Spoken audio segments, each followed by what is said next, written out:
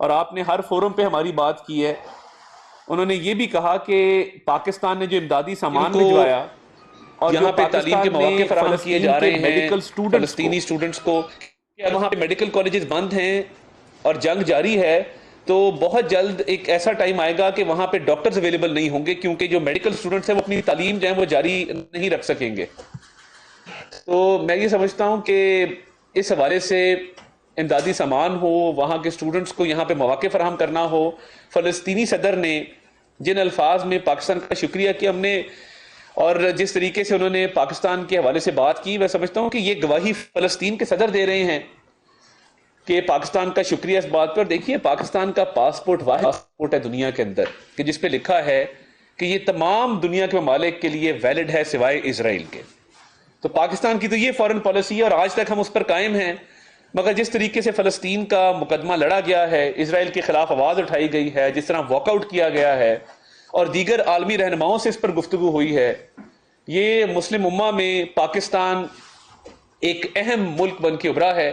اور مسلم امہ کی آواز بن کے میاں شہباز شریف صاحب نے وہاں پہ یہ مقدمہ لڑا ہے. اور میں وہاں پہ جو عالمی رہنما تھے، چاہے وہ ایران کے صدر ہوں، چاہے فلسطین کے صدر ہوں، چاہے ترکی کے صدر ہوں، چاہے وہ کویت کے کراؤن پرنس ہوں، جن بھی عالمی رہنماؤں سے اس پر بات ہوئی، باقاعدہ طور پہ اسرائیل کی بربریت اور فلسطینیوں کے حقوق کی جنگ جو ہے وہ وزیر اعظم کے مقدمے میں سب سے پہلے ٹاپ پرائرٹی کے اوپر تھی کہ ان ممالک سے بائیلیٹرل ٹاکس کے اندر بھی فلسطین کا معاملہ سامنے آیا.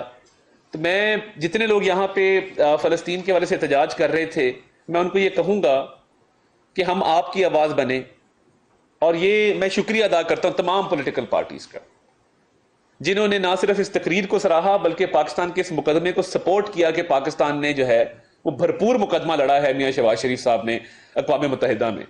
تو اس میں بہت سارے تحریک انصاف کے سپورٹرز ہیں جو سوشل میڈیا پہ کہہ رہے ہیں کہ جی باقی اختلاف اپنی جگہ پہ، مگر آپ نے جو یہ معاملہ کیا ہے ہم مکمل طور پہ آپ کے ساتھ ہیں اس کے اوپر. تو میں تمام پولیٹیکل پارٹیز اور ان کے سپورٹر جو ماضی میں بھی احتجاج کرتے رہے ہیں، یہ طریقہ ہوتا ہے کہ آپ کسی کاز کے لیے ہائیسٹ لیول پہ جا کے مقدمہ لڑیں اور زوردار طریقے سے لڑیں.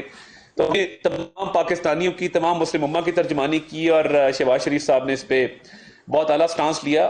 اور عالمی رہنماؤں سے بھی جو بات ہوئی تو اس میں بھی یہ مقدمہ بڑے اچھے طریقے سے لڑا گیا اور انہوں نے بھی اس سے اتفاق کیا.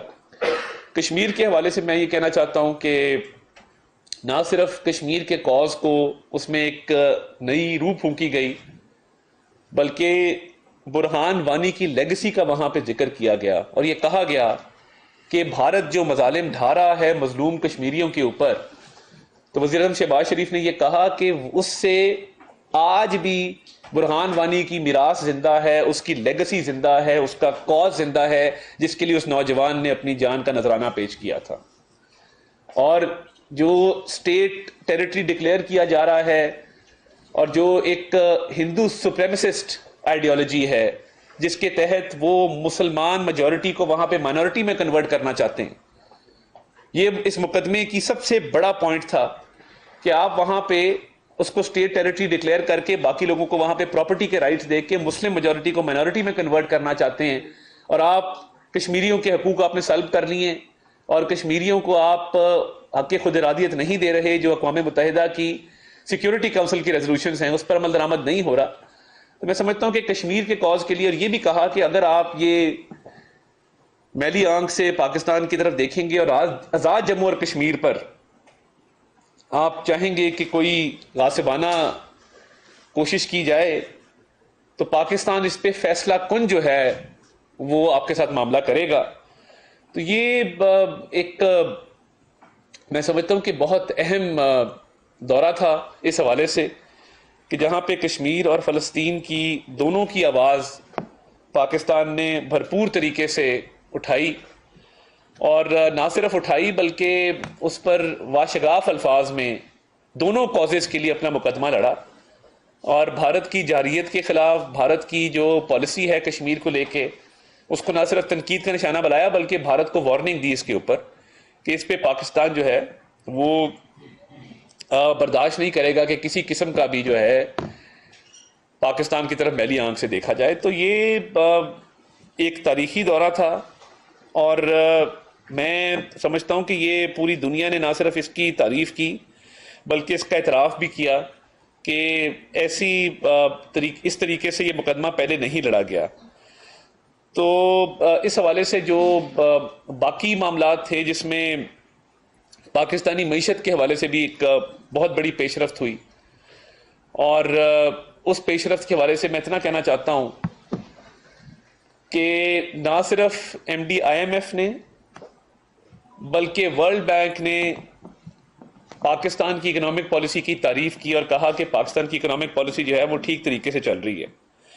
تو ان کی طرف سے یہ بات کہنا کہ پاکستان کی اکنامک پالیسی جو ہے وہ نہ صرف ٹھیک طریقے سے چل رہی ہے بلکہ پاکستان کی گروتھ میں اضافہ ہو رہا ہے، پاکستان میں جو مہنگائی ہے اس میں کمی آئی ہے، تو یہ پاکستان کے لیے ایک اعزاز کی بات تھی کہ نہ صرف آئی ایم ایف کا معاہدہ طے پایا بلکہ آئی ایم ایف کا معاہدہ طے پانے کے ساتھ ساتھ وہاں پہ بڑی اچھے طریقے سے پاکستان کی اکانومی کی بھی تعریف ہوئی. اور میں یہ کہتا ہوں کہ وہاں پہ ایون جو ترکی کے صدر ہیں رجب طیب اردگان، انہوں نے بھی کہا کہ آپ کی اکانومی جو ہے وہ اس میں بہتری آ رہی ہے، اس میں پہلے سے بہت بہتری آئی ہے، اور نہ صرف پاکستان کی اکانومی میں بہتری آئی ہے بلکہ پاکستان کا جو پالیسی ریٹ نیچے گیا ہے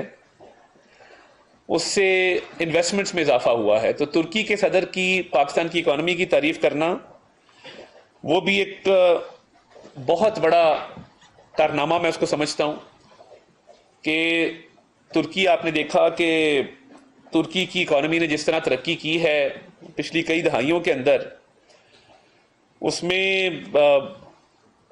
پوری دنیا اس کی گواہی دیتی ہے. تو ترکی کے صدر کا پاکستان کی اکانومی کی تعریف کرنا اور کہنا کہ آپ کی اکنامک پالیسی جو ہے وہ بالکل ٹھیک چل رہی ہے اور اچھے طریقے سے چل رہی ہے، تو یہ بھی پاکستان کے لیے ایک اعزاز کی بات تھی.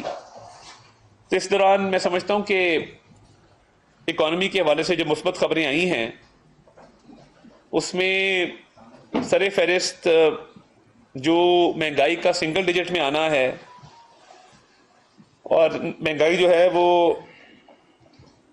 وہ سنگل ڈیجٹ میں نہ صرف اگینسٹ آل ایکسپیکٹیشنز آئی ہے کہ یہ کہا جا رہا تھا کہ جی مہنگائی میں کمی نہیں، کیونکہ پچھلے سال 32% سے اس سال 9.6% پہ، اور انشاءاللہ تعالیٰ اس سے بھی آگے جا کے جو ہے وہ مزید اس میں کمی واقع ہوگی.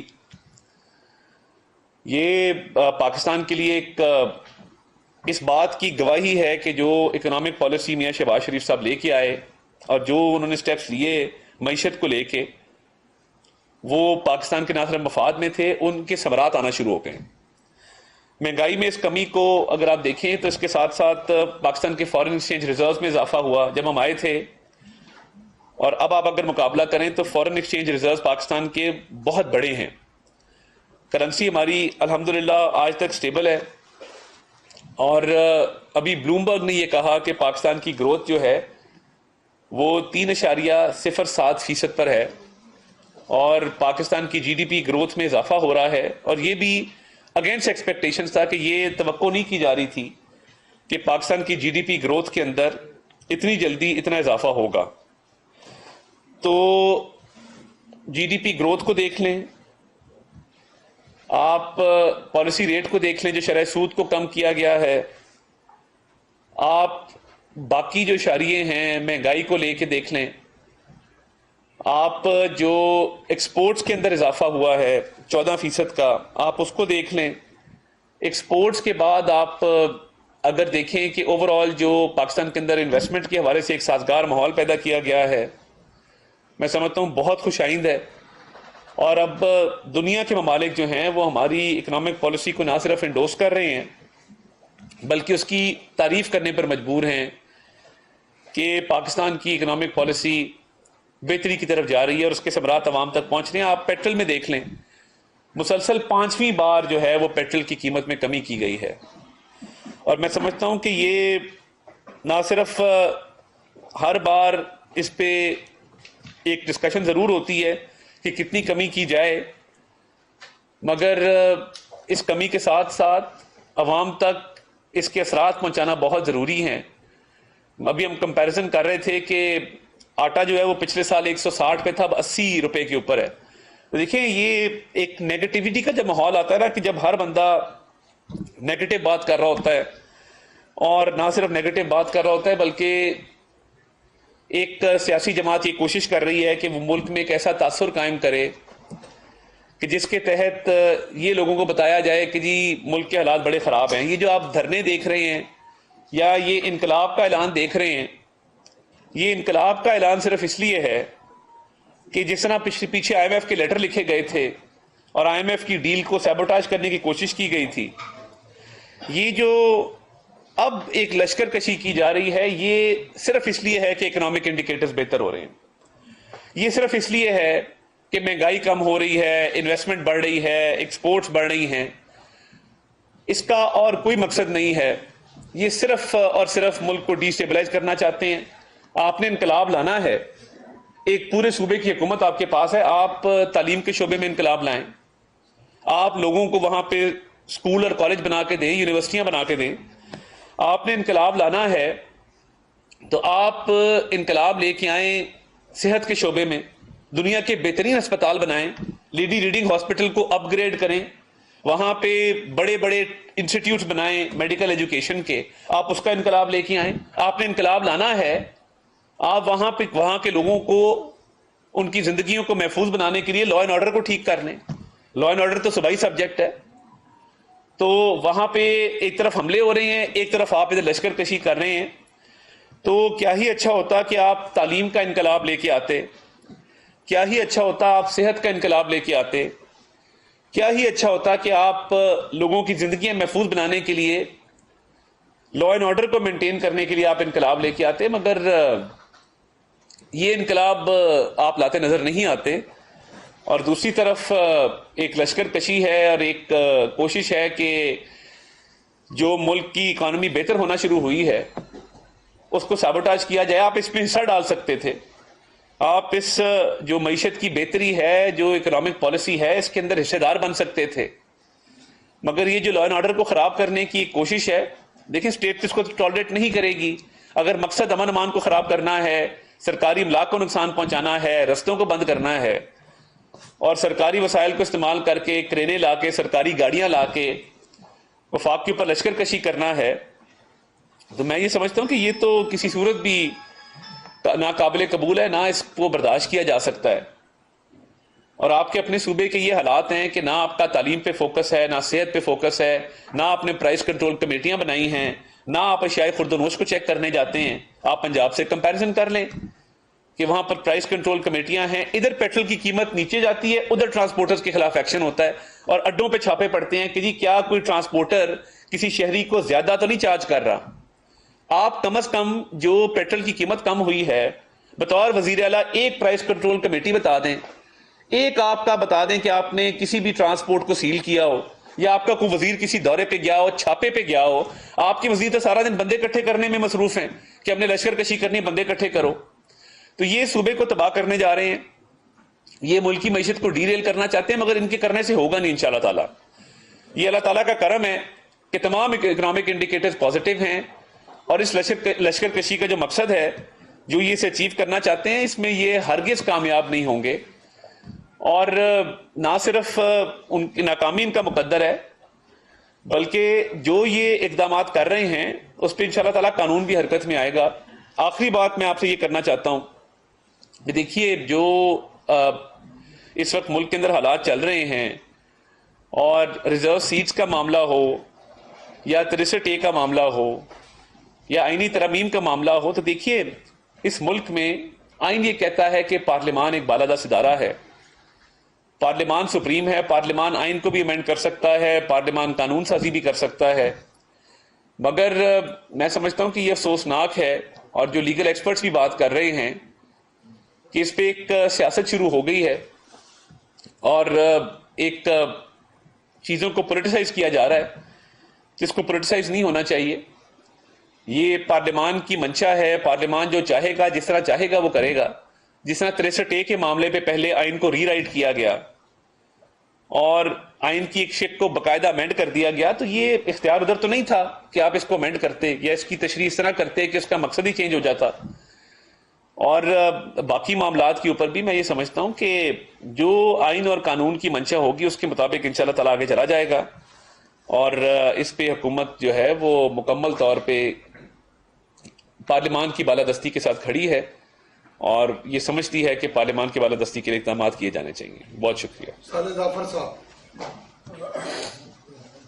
سر پہلے میری ایک آبزرویشن ہے، آپ نے کہا کہ آپ کے پرائم منسٹر کی جو اسپیچ ہے یہ انپریسیڈنٹ اس کا امپیکٹ ہے۔ پرائم منسٹر کے طور پر نواز شریف صاحب کی جو اسپیچ تھی اس کا بھی اس سے کم از کم زیادہ امپیکٹ تھا۔ یہ تو مجھے آبزرویشن ہے، اور کوشچن آپ سے یہ ہے آپ کے کمنٹس کے لیے کہ Indian external affairs minister Shankar نے جو تقریر کی ہے وہاں پر، اس میں جو پاکستان کا حوالہ ہے وہ تمام نکات ہیں جو تحریک انصاف اور اس کا بانی چیئرمین پاکستان کے بارے میں، خواہ وہ آرمی سے تعلق رکھتا ہو، خواہ وہ انتخابات کا معاملہ ہو، خواہ ملک میں امن و امان کی صورتحال ہو، اس کے بارے میں جو اس کی گفتگو تھی وہ 100% کوئنسائڈ کرتی تھی پی ٹی آئی اور اس کے جو بانی چیئرمین تھے۔ اس پہ آپ کا کمنٹ چاہیے۔ اور دوسرا یہ ہے کہ یو این جنرل اسمبلی کے باہر جب پرائم منسٹر کی اسپیچ ہو رہی تھی تو جن بالکل تھوڑے سے لوگوں نے احتجاج کیا، باہر نہیں تھا کوئی، میرے پاس موجود ہے، خالی تھا باہر تو، ہاں میرے پاس تصویر بہت دور ہو جا کے، اور میں نے آپ سے بہت زیادہ میں دیکھا ہے وہاں پہ، اس میں انڈینس کی موجودگی جو ہے اس پہ آپ کیا کہیں گے؟ شکریہ۔ دیکھیے پہلی بات تو یہ ہے کہ ہمارے قائد میاں نواز شریف ہیں، یہ ان کی لیگیسی ہے، یہ ان کی تقریر ہے، اور یہ میں سمجھتا ہوں کہ ان کی تقریر کی کنٹینیویشن ہے۔ ہم کبھی کوئی فرق نہیں کرتے اور نہ اس میں کوئی فرق ہے۔ تو انہوں نے بھی ہمیشہ جو ہے وہ بڑے پرزور طریقے سے یہ مقدمہ ہمیشہ پیش کیا، تو یہ دیٹ گوز وداؤٹ سیئنگ، اس میں کوئی شک و شبہ ہے ہی نہیں، اور اسپیشلی مجھے تو کوئی شک و شبہ نہیں، میرے کانسیپٹ بالکل کلیئر ہے اس حوالے سے۔ دوسرا میں یہ سمجھتا ہوں کہ جے شنکر نے جو تقریر کی، ملک اپنی بات کرتے ہیں اور ملک کازز کی بات کرتے ہیں، ہماری تقریر نے ان کو مجبور کیا کہ ان کی تقریر جو ہے وہ ساری پاکستان کے اوپر تھی۔ تو آپ دیکھیں کہ جب آپ کا مخالف جو ہے وہ اپنی مین تقریر ہی آپ کے اوپر کر دے تو اس کا مطلب ہے کہ آپ کی تقریر نے اس کو پر اثر ڈالا ہے، اس کو امپیکٹ کیا ہے، اور آپ کی تقریر سے اس کو جو ہے وہ تکلیف پہنچی ہے۔ یہ تو اس کا تو بالکل یہ کلیئر مقصد ہے، اور یہ آپ نے بالکل ٹھیک کہا کہ یہ ساری وہ باتیں ہیں جو بانی چیئرمین پی ٹی آئی کرتے رہے ہیں اور کر رہے ہیں، ابھی بھی کر رہے ہیں۔ اور مجھے یہ بتائیے کہ ایک طرف وزیر اعظم فلسطین کے کاز کے لڑیں، دوسری طرف جیروسلم ٹائمز یہ کہہ رہا ہے کہ یہ آدمی بڑا بہترین آدمی ہے۔ یار آپ مذمت کر دیں، کیا جی جیروسلم ٹائمز غلط کہہ رہا ہے؟ مجھے ایک بندہ بتا دیں جس نے مذمت کی ہو، کہا اور نہیں جی یہ ٹائمز آف اسرائیل نے بڑی غلط بات کی ہے، یہ ٹائمز آف اسرائیل جو ہے ہم اس کی مذمت کرتے ہیں، غلط آرٹیکل، بھائی مذمت تو کر دو۔ اب میرے یہ اس بیان کے بعد آ جائے گی نا، آ جائے گی، اب مجبوری ہے کیونکہ یہ بات کرتی ہے، مگر ان کی کیا زبانیں جو ہیں وہ بند ہو گئی ہیں، ان کے ہونٹ سل گئے ہیں، ان کو کسی نے منع کر دیا ہے کہ آپ نے اسرائیل کی مذمت نہیں کرنی۔ بھائی خدا کا خوف کرو، اتنا تو کہہ دو کہ یہ دونوں آرٹیکلز کا متن غلط ہے۔ اب مسئلہ یہ ہے کہ گولڈ سمتھ بیٹھے ہیں وہاں پہ، اب وہ ناراض ہوں گے کہ اگر یہ مذمت آ گئی۔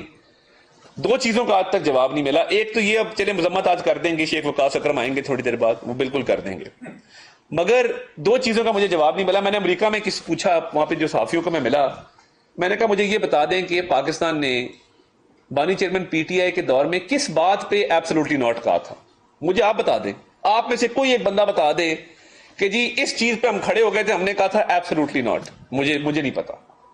انہوں نے اڈے مانگ لیے تھے، انہوں نے آپ سے کیا مانگا تھا جس پہ آپ نے کہا تھا کہ ہم کوئی غلام ہیں جو تمہاری بات مان جائیں؟ لوگوں کو بیوقوف بنایا، بھیڑ چال لوگوں کو پیچھے لگا لیا ایک بیانیے کے۔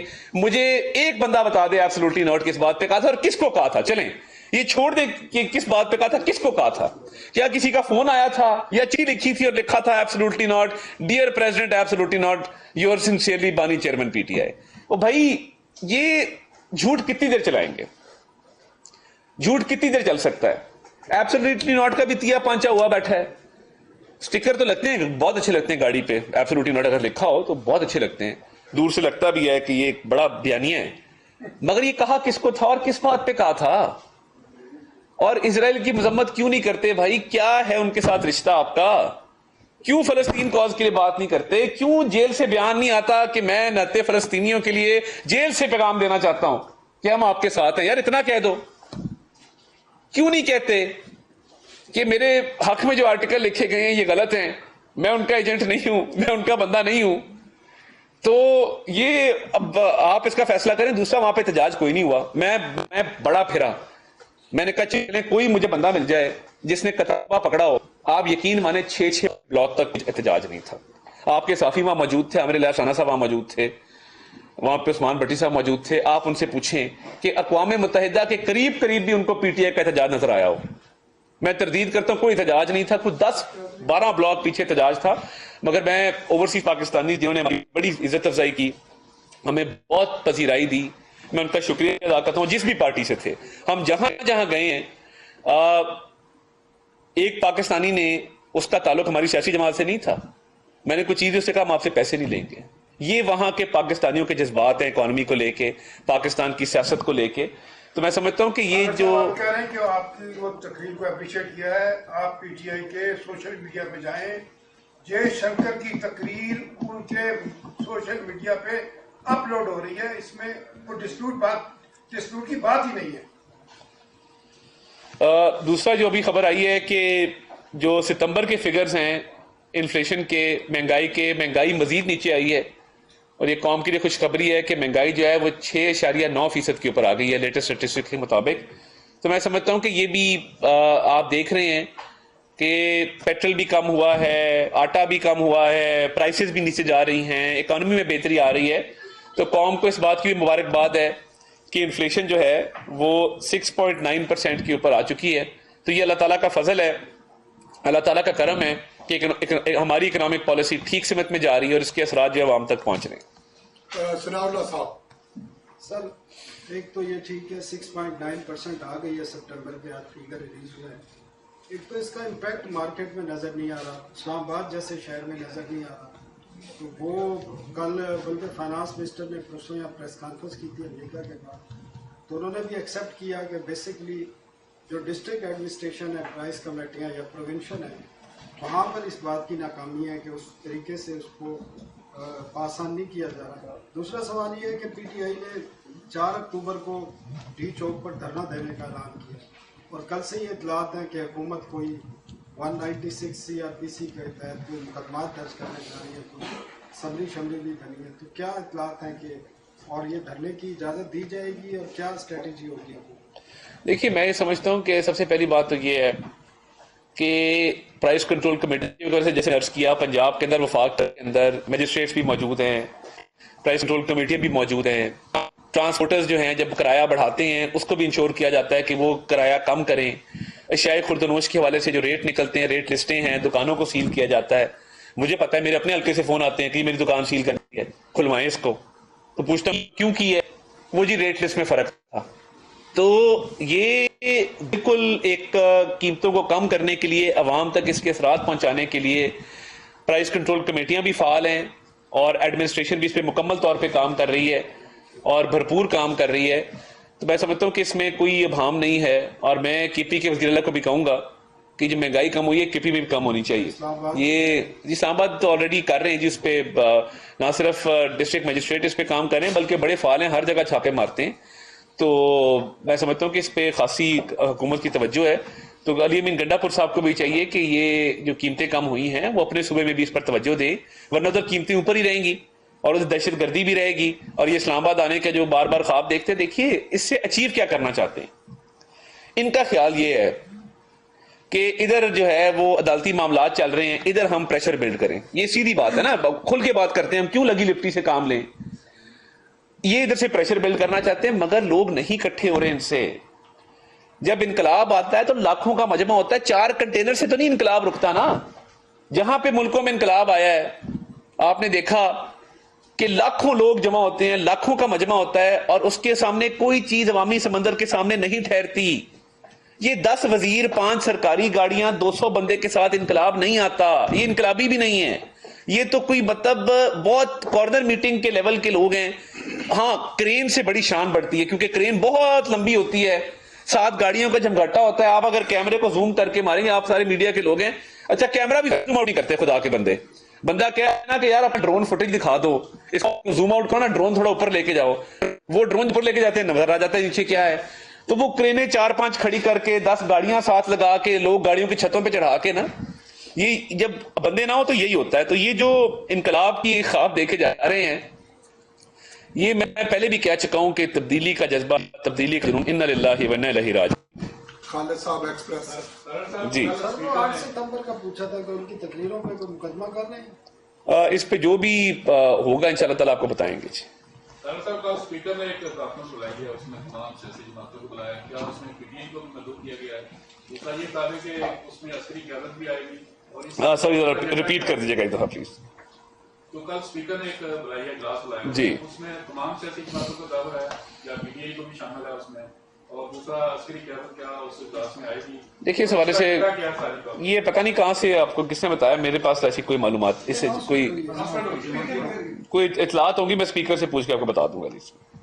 سہیل چودھری صاحب, پی ٹی آئی تو اسمبلی میں ہے ہی نہیں. سہیل چودھری صاحب. اچھا سر, Mr. Sir, Pakistan is going to host SCO CAT. جی جی جی جی اس موقع کے اوپر ہسٹورک ایک موقع ہے جس میں پوری دنیا کی مطلب اس کی قیادت آ رہی ہے, 8-9 ملکوں کے وزرائے اعظم آ رہے ہیں. اس موقع پر ہم نے جو ملک کے اندر جو داخلی انتشار ہے اس کو مطلب کم کرنے کے لیے یا ختم کرنے کے لیے ایسے اقدامات کیے ہیں کہ ایسے موقع پہ کوئی چیز ہماری جو انٹرنل ڈیوائڈ ہے سامنے نہ آئے, اس پہ کوئی ایسا کنسنسس. دیکھیے میں سمجھ کیسی ہو کہ جی کہ آپ نے یو این کے جو سائڈ لائن کے اوپر جو آئی ایم ایف کے ساتھ جو بریک تھرو ہوئی ہے اس کی بھی کوئی خبر بتا. دیکھیے ایک تو سب سے پہلے جو شنگھائی تعاون تنظیم کی سمٹ ہے پاکستان کے لیے, یہ بھی بہت بڑا اعزاز ہے. بہت عرصے بعد 12 سے زیادہ سربراہان مملکت پاکستان آ رہے ہیں کسی سمٹ کے لیے. یہ پیچھے آپ اگر نظر دوڑائیں تو بہت عرصے سے کوئی سمٹ پاکستان کے اندر نہیں ہوئی. یہ پاکستان کے لیے نہ صرف اعزاز ہے بلکہ میں سمجھتا ہوں کہ اس سے پاکستان کے فارن ریلیشنز کے اندر پاکستان کا جو امیج ملک سے باہر اس میں بہت بہتری آئے گی, اور پاکستان کی ترقی کے لیے, پاکستان کے سافٹ امیج لیے یہ ایک سنگ میل ثابت ہوگا. اس میں بائیلیٹرل میٹنگز بھی ہوں گی اور ان رہنماؤں کی آپس میں بائیلیٹرل میٹنگز ہوں گی. تو شنگھائی تعاون تنظیم میں آستانہ میں جب ہوئی تھی تو پاکستان نے بھرپور طریقے سے نہ صرف اپنا مقدمہ لڑا تھا بلکہ بھرپور کردار ادا کیا تھا. تو ہم مکمل طور پہ تیار ہیں اس کو ہوسٹ کرنے کے لیے, اور تمام سیاسی جماعتوں کو میں کہوں گا کہ یہ پاکستان کا معاملہ ہے, پاکستان کی عزت کا معاملہ, آپ اس میں اپنا کردار ادا کریں اور مثبت کردار ادا کریں. آپ کو کسی نے نہیں روکا بلکہ آپ کو کرنا چاہیے, ایسا پاکستان نہیں کرنا چاہیے. تو جس طرح پورے پاکستان نے تقریر کی تعریف کی, میں سمجھتا ہوں کہ یہ بڑا ضروری ہے کہ اس حوالے سے بھی پورا پاکستان اس پر متحد ہو, متفق ہو, اور ایس سی او کو وہ سپورٹ کرے. باقی جو اقدامات ہیں اس حوالے سے, ایس سی او کے حوالے سے, میں سمجھتا ہوں کہ یہ اس کے لیے بھرپور ابھی جو ہے وہ کوششیں کی جا رہی ہیں. اور پاکستان میں جب یہ عالمی رہنما آئیں گے اور یہاں پہ وہ نہ صرف پاکستان کو دیکھیں گے, پاکستان اکنامک پالیسی سے بات چیت ہوگی, یہ انشاءاللہ تعالیٰ ہمارے فیوچر کے لیے بہت اچھا ہوگا. سر میرا سوال یہ ہے کہ جب بھی اسلام آباد, راولپنڈی یا کہیں احتجاج ہوتا ہے تو سب سے پہلے جو پولیس تشدد کا نشانہ بنتے ہیں وہ ہمارے کیمرہ مین, ہمارے صحافی بھائی بنتے ہیں, اور ان کو گرفتار بھی کیا جاتا ہے. پھر اس کے بعد صورتحال یہ بنتی ہے, کوئی پوچھنے والا بھی نہیں ہوتا. جی اس حوالے سے کوئی لاہ عمل آپ بنا رہے ہیں, اور دوبارہ پھر ایک احتجاج جو ہو رہا ہے, کال ہو رہی ہے جو 4 تاریخ کو, تو اس حوالے سے کوئی آپ ہدایات جاری کریں کہ صحافیوں کو تو معافی دیں کہ انہوں نے تو اپنا کام کرنا ہوتا ہے, کیمرہ مینوں نے بھی کام کرنا ہوتا ہے, لیکن کوئی واضح لاہ عمل نہیں ہوتا. اور وہ پولیس والے بھی کہتے ہیں کہ ہم کسی کی نہیں سنتے, ہمیں نہیں پتا, ہمیں تو جو آرڈر ہے وہی کرنا ہے. کیا یہ آرڈر دیا جاتا ہے؟ اسی سے ریلیٹڈ راستے بند کر دیے جاتے ہیں, جرنلسٹ کم از کم کارڈ چیک کریں کہ ان کو تو آنے کی اجازت دیجیے. دیکھیے میں یہ سمجھتا ہوں, اور میں اسلام آباد کی انتظامیہ کو بھی یہ کہوں گا کہ کسی جرنلسٹ کو, کسی کیمرہ مین کو جو اپنی پروفیشنل ڈیوٹی کے لیے نکلا ہے, اس گار میں تنگ نہ کیا جائے. دیکھیں آپ ضرور جو خود ساختہ کارڈ والے پپو ببلو ہیں جو شام کو 200 ویوز والا وہ بناتے ہیں ویڈیو, آپ ان کو ضرور چیک کریں, کیونکہ ان کا ایڈیٹوریل کنٹرول کوئی نہیں ہے, وہ رجسٹرڈ نہیں ہے کہیں پہ, وہ تو بس گھر سے نکلے ہیں, امی ابو نے فون لے کے دیا ہے تو انہوں نے کہا یار چلو آج ویلاگ بناتے ہیں, اور آج سٹاک مارکیٹ کی سپیلنگ بھی نہیں آتے مگر سٹاک مارکیٹ پہ بات کر لیتے ہیں. تو وہ ان کا ایک ضرور ہے, آپ دیکھ لیں. باقی جو پروفیشنل صحافی ہے, جو پروفیشنل ایون ویلاگر ہے, جو مطلب جس کا کسی نہ کسی ادارے سے کوئی تعلق ہے اور جو پراپر ایک صحافت کے اس میں زمرے میں آتا ہے. اور جو کیمرہ مین ہے, میں اس پہ آپ ایک وقت ابھی تشکیل دیں, میں مین آف ایکشن ہوں, میں بالکل اپنے پی ایم کی طرح چاہتا ہوں کہ معاملات تیزی سے آگے چلیں. آپ مجھے ابھی ایک کمیٹی بنا دیں, کیمرہ مین بھی ڈالیں, اس میں 2-3 صحافی بھی ڈالیں, میں آپ کی بھی آئی جی اسلام آباد سے ملاقات کراتا ہوں اور اس معاملے کو حل کریں کہ یہ مشکلات ہمیں پروفیشنل اپنی ڈیوٹیز کی کوریج میں نہیں آنی چاہیے. اور یہ میں نے دیکھا ہے, کیونکہ ہم اپوزیشن میں رہے نا, ہم نے دیکھا ہے کہ وہاں پہ جہاں پہ اپوزیشن کو رگڑا لگ رہا ہوتا ہے, بلا وجہ صحافی اور کیمرہ مین اس کے رگڑے میں آ جاتے ہیں. تو کیونکہ پولیس کو ایک طرح کی انسٹرکشن ہوتی ہے, ایک مائنڈ سیٹ ہوتا ہے موقع پہ, تو وہ معاملات کو خراب کرتے ہیں. یہ بالکل نہیں ہونا چاہیے. اگر کوئی اسپیسیفک واقعہ ہوا مجھے بتائیں, اس کا نوٹس لیتے ہیں, دادرسی کرتے ہیں.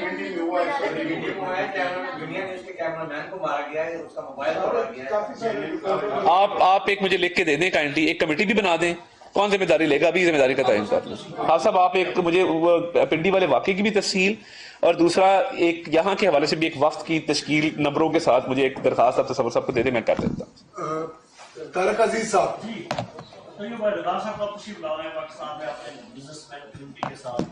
دیکھیں ان سے بڑی اچھی بائیلیٹرل میٹنگز رہی, اور ان کے وزیر خارجہ بھی پیچھے آئے ہوئے تھے پاکستان, اور ان سے بھی اچھی ملاقات رہی ہے. تو وزیر اعظم صاحب نے ان کو دورے کی دعوت دی ہے, اور انہوں نے بڑی بہت ہی خلوص کے ساتھ اس دعوت کو قبول کیا. تو اس کا جب کوئی ٹائم فریم دونوں ممالک کے درمیان طے ہوگا تو آپ کو انشاءاللہ تعالیٰ آگاہ کر دیں گے. اچھا سر, 8 تاریخ کو سعودیہ سے بڑا بہت اہم ڈیلیگیشن آ رہا ہے, اس کے ساتھ کیا کچھ جی اس پہ بالکل آج وزیر اعظم صاحب نے اس میں میٹنگ بھی رکھی ہے, بھرپور تیاری کر رہے ہیں کہ انویسٹمنٹس کے حوالے سے معاملات کو جو حتمی شکل دینی ہے, تو اس پہ بھرپور توجہ ہے. آج وزیر اعظم صاحب خود اس کی نگرانی کر رہے ہیں. Thank you sir. Thank you.